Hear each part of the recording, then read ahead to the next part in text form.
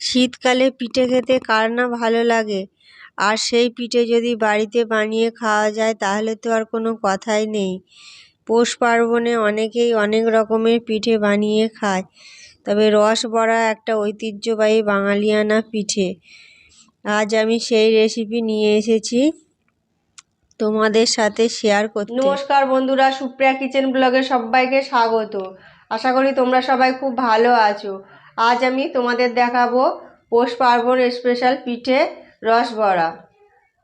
তাহলে দেরি না করে রসবড়া বানানোর জন্য কি কি নিয়েছি চলো একবার ঝটপট দেখে নিই। রসবড়া বানানোর জন্য 400 গ্রাম ডাল আগের দিন ভিজিয়ে আজকে বেটে নিয়েছি, 400 গ্রাম সাদা তেল, 50 গ্রাম চালের গুঁড়ো, 1 চামচ লবণ, 1 বাটি চিনি নিয়েছি, প্রয়োজনে আরও লাগতে পারে, আর নিয়েছি 4টে গোটা এলাচ। রসবড়া বানানোর জন্য প্রথমে আমি ডালটাকে ফেটিয়ে নেব, সেই জন্য একটা বড় সাইজের বাউল নিয়েছি। এবার এর মধ্যে আমি বেটে রাখা ডালটাকে দিয়ে দেব। এই ডালটা আমি শিলে বেটেছি, কারণ মিক্সারের মধ্যে বেটে নিলে ভালো হয় না, শিলে বাটলে ভালো হয়। এবার দিয়ে দেব লবণ, যতটা লবণ নিয়েছি সবটা লাগবে না, তাই অল্প লবণ দিয়ে দেব। এবার দিয়ে দেব চালের গুঁড়ো,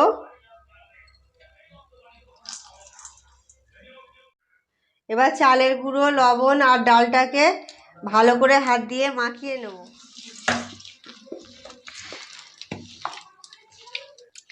এটা 5টা আঙুল দিয়ে বাউলের এ মাথা থেকে ও মাথা ফেটিয়ে নিতে হবে, যত ফেটাবে তত রসবড়া ফ্লপি হবে।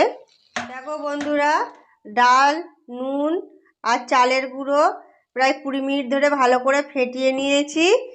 এরপর আমি এটা সঠিক হয়েছে কিনা একটু বড়া কেটে 1 বাটি জল নিয়েছি, তার উপর দিয়ে দেব। দেখো বন্ধুরা ভাসছে, তার মানে এটা ভালোভাবে ফেটানো হয়েছে। এবার আমি চিনি সিরাপ বানিয়ে নেব। কড়াটা গরম হয়ে গেছে, এবার এর মধ্যে দিয়ে দেব 1 বাটি চিনি, 1 বাটি জল দিয়ে দিলাম।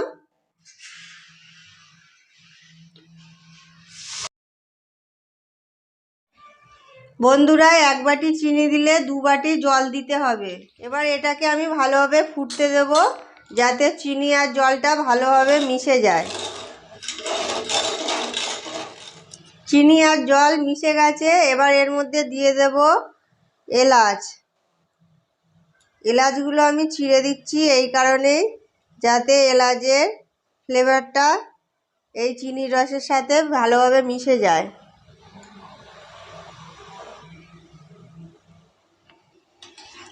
সব কিছু দেওয়ার পর 5 মিনিট ভালো করে ফুটিয়ে নিয়েছি। এখন চিনির রসটা রেডি হয়ে গেছে, এবার আমি গ্যাসটাকে বন্ধ করে দেব। এবার আমি বড়াগুলোকে তেলে ভেজে নেব। কড়াটা গরম হয়ে গেছে, এবার এর মধ্যে দিয়ে দেব তেল। এতে বেশ অনেকটাই তেল লাগবে, কারণ ডুবো তেলে বড়াগুলো ভাজতে হবে। এবার আমি তেলটাকে গরম হতে দেব। তেলটা ভালোভাবে গরম হয়ে গেছে, এবার আগে থেকে মাখিয়ে রাখা ডাল বড়ার আকারে কেটে নেব।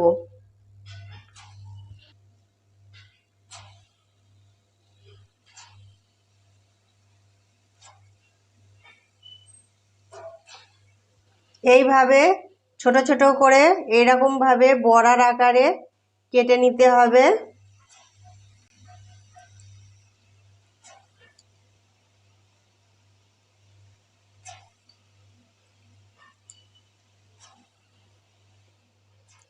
এই সময় গ্যাসটাকে একদম লো ফ্লেমে রাখবো,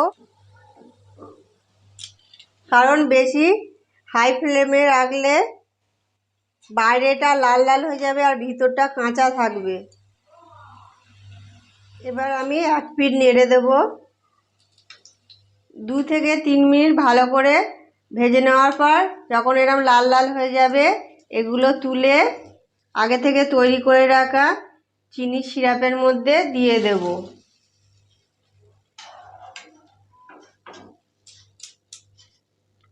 এগুলো চিনি সিরাপের মধ্যে দিয়ে দেব। এইভাবে আমি একে একে বড়াগুলোকে ভেজে নেব।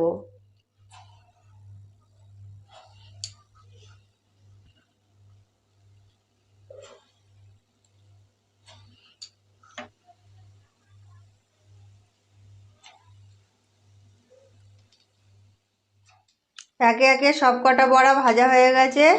এবার আমি এগুলোকে রসে ডুবিয়ে দেব। এবার এগুলো আমি একটু ওপর নিচ করে দেব, যাতে নিচেরগুলো ওপরে আর ওপরগুলো নিচে হয়ে যায় এবং সব কটার মধ্যে রস ঢুকতে পারে। এবার একটা পাত্র দিয়ে ঢেকে দেব।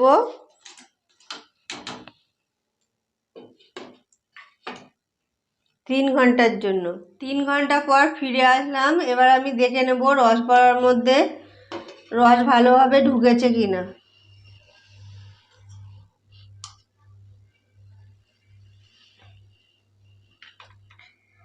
আমি একটা ভেঙে দেখাবো কেমন হয়েছে।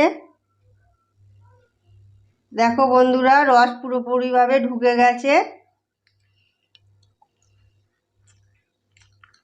বন্ধুরা, দারুণ হয়েছে, তোমরাও বাড়িতে বানিয়ে খেয়ে দেখবে, দারুণ লাগবে। আমার তৈরি করা রস বড়াগুলো পরিবেশনের জন্য পাত্রে নামানো হয়ে গেছে। শীতকালে পৌষ পার্বণের স্পেশাল পিঠে রস বড়া, এই রেসিপিটি যদি তোমাদের ভালো লেগে থাকে তাহলে একটা লাইক, শেয়ার, কমেন্ট এবং আমার চ্যানেলটিকে সাবস্ক্রাইব করার অনুরোধ রইল। ভালো থাকবে, সুস্থ থাকবে, দেখা হবে পরবর্তী পর্বে।